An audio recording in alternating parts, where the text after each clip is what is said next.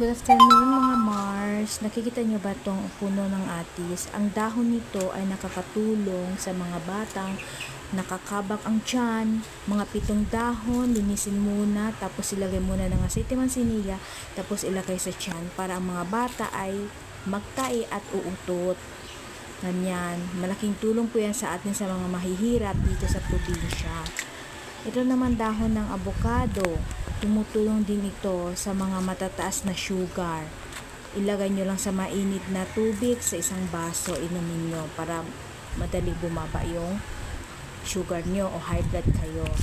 May dahon ako na bayabas. Tumutulong din ito sa yung may mga sugat. Ilaga muna yung dahon, tapos hugasan sa mga may sugat. Yan.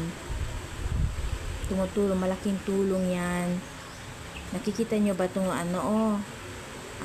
snake plant? Gamutin yan. Sa next, sasabihin ko sa inyo kung anong benefits ng snake plant. Balik ko lang kasi ngayon ang kuha ko ng video. Pinapakita ko lang muna yung mga ibang halaman ko. At saka, yung konting tips lang. Yan. Yan, palakat-lakat si Inday. Check ko yung surrounding ko, baka may ano na, diba? Yun lang po. Salamat. Magandang